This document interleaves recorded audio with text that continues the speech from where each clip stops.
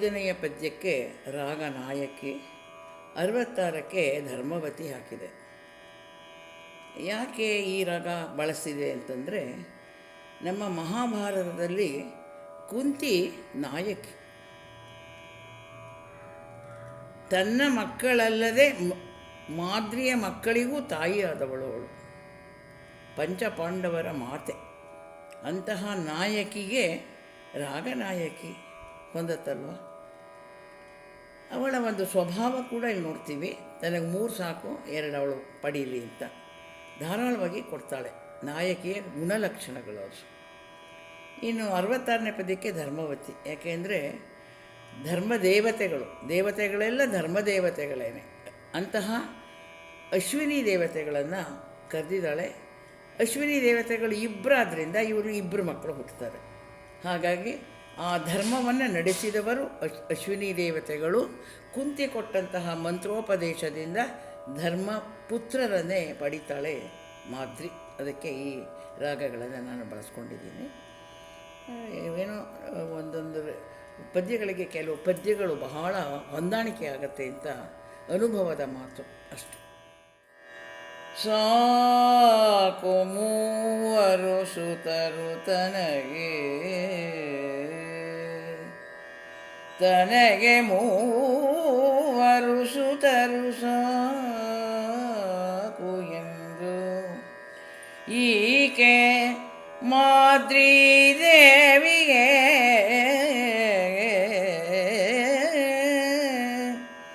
ಅಗ್ಗದ ಶೋಕಿತೆಗೆ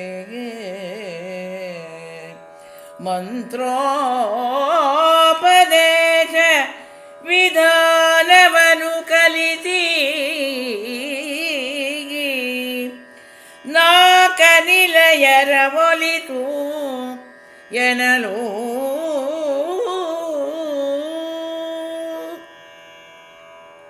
ಬಂದು ಆಕೆ ಕೃತ ನಿಯಮದಲ್ಲಿ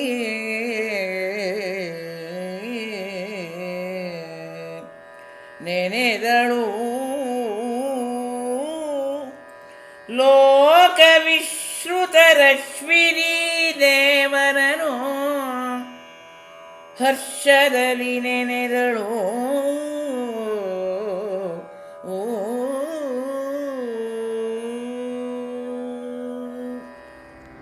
ಕ್ರಮವಾಗಿ ಮಹಾಸಾಧ್ವಿ ಕುಂತಿತಾಯಿ 3 ಮಕ್ಕಳನ್ನು ಪಡೆದಿದ್ದಾಳೆ. ಯಮಧರ್ಮನ ಅನುಗ್ರಹದಿಂದ ಧರ್ಮಾತ್ಮನಾದಂತಹ ಧರ್ಮರಾಜ, ವಾಯುವಿನ ಅನುಗ್ರಹದಿಂದ ಬಲಸಂಪನ್ನನಾದಂತಹ ಭೀಮಸೇನ,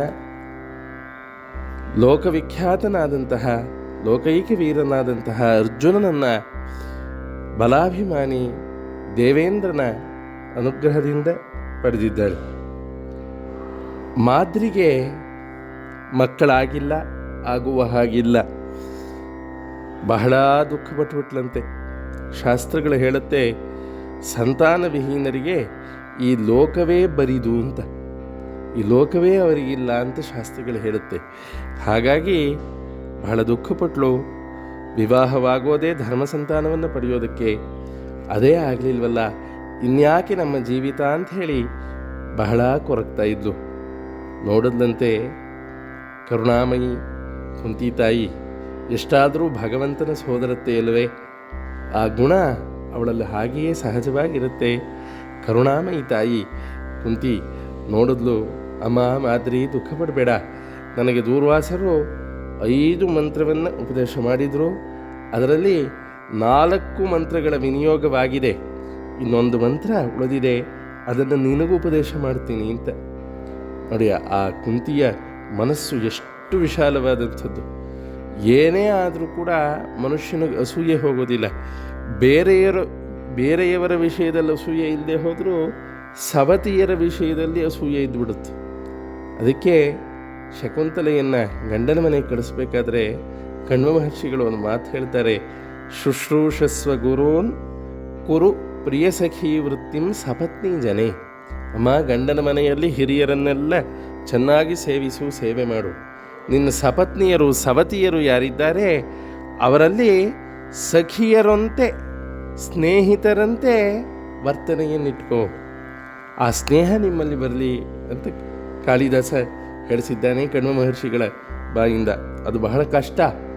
ಆದರೆ ಕುಂತಿ ತಾಯಿಯ ಆ ವಿಶೇಷವಾದಂತಹ, ಬಹಳ ವಿಸ್ತಾರವಾದಂತಹ, ಬಹಳ ಉದಾರವಾದಂತಹ ಪ್ರವೃತ್ತಿ ಏನಿದೆ, ಅದು ಎಲ್ಲ ಸಂಕುಚಿತ ಭಾವನೆಗಳನ್ನು ಮೀರಿಸಿದ್ದು. ಅವಳು ಹೇಳ್ತಾಳೆ, ತಾಯಿ ಕುಂತಿ, ಬೇಸರ ಮಾಡ್ಕೋಬೇಡ ಮಾದ್ರಿ, ನಿನಗೆ ಅಶ್ವಿನಿ ದೇವತೆಗಳ ಮಂತ್ರವನ್ನು ಉಪದೇಶ ಮಾಡ್ತೀನಿ ಅಂತ ಹೇಳಿ ಸಂತೋಷದಿಂದ ಉಪದೇಶ ಮಾಡಿದ್ದಾಳೆ. ಆ ಮಂತ್ರವನ್ನು ಸ್ವೀಕರಿಸಿ ಬಹಳ ಆನಂದದಿಂದ, ಬಹಳ ಶ್ರದ್ಧೆಯಿಂದ ಅಶ್ವಿನಿ ದೇವತೆಯರ ಉಪಾಸನೆಯನ್ನು ಮಾಡಿದ್ದಂತೆ.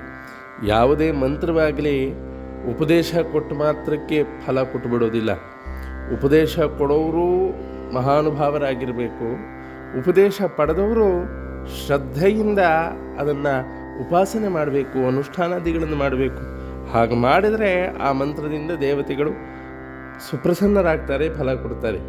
ಇವಳು ಬಹಳ ಶ್ರದ್ಧೆಯಿಂದ ವ್ರತಾಚರಣೆಯನ್ನು ಮಾಡ್ತಾ ಇದ್ದಾಳೆ. ಏನು ಹೇಳೋದು, ದೇವತೆಗಳು ಪ್ರಸನ್ನರಾಗ್ಬಿಟ್ರು. ಅಶ್ವಿನಿ ದೇವತೆಗಳೇ ಭೂತಳಕ್ಕೆ ಬಂದಿದ್ದಾರೆ.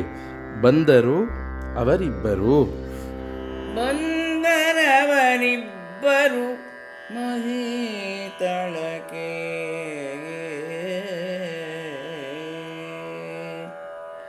ಇಂದು ವದನೆಗೆ ಸುತರನಿತ್ತರು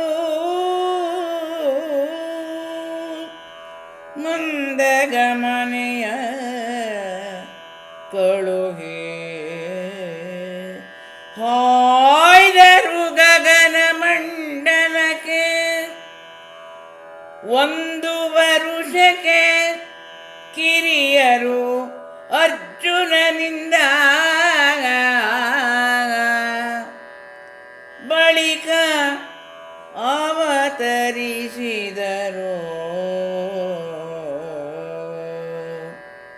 ಮುನಿವೃಂದ ನೆರೆಪತಿ ಕರಿಸಿ ಕೊಂಡಾಡಿತು ಕುಮಾರಕರ.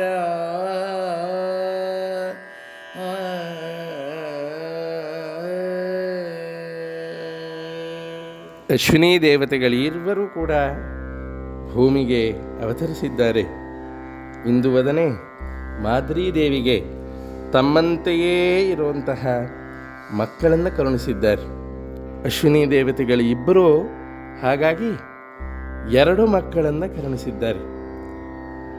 ಅವರು ಔಷಧೋಪಚಾರದಲ್ಲೂ ಪ್ರಸಿದ್ಧರು, ರೂಪಿನಲ್ಲೂ ಬಹಳ ವಿಖ್ಯಾತರು.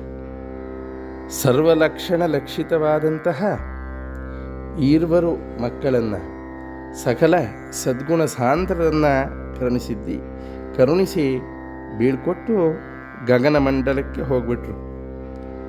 ಈ ಈರ್ವರು ಯಮಳರು ಕೂಡ ಅರ್ಜುನನಿಂದ 1 ವರ್ಷ ಕಿರಿಯರಂತೆ.